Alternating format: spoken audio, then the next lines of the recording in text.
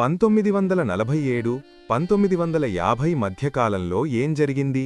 1947 August 15 భారతదేశానికి స్వాతంత్రం వచ్చింది.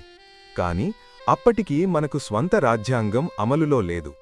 అయితే దేశం ఎలా నడిచింది? గవర్నమెంట్ ఆఫ్ ఇండియా యాక్ట్ 1935 బ్రిటిషులు చేసిన చట్టం. దానినే తాత్కాలికంగా రాజ్యాంగంలా ఉపయోగించారు. రాజ్యాంగం ఎప్పుడు తయారైంది? రాజ్యాంగ సభ ఏర్పాటు 1946.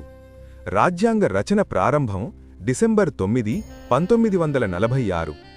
రాజ్యాంగం ఆమోదం నవంబర్ 26, 1949.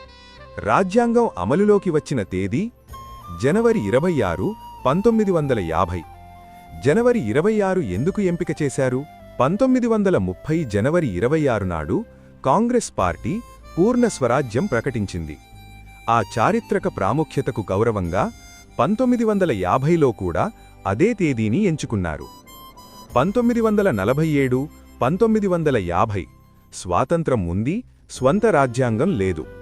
1950 జనవరి 26 నుంచి భారతదేశం సార్వభౌమ గణతంత్రం, రాజ్యాంగం పూర్తి స్థాయిలో అమలు. ధన్యవాదములు. జై హింద్, జై తెలంగాణ.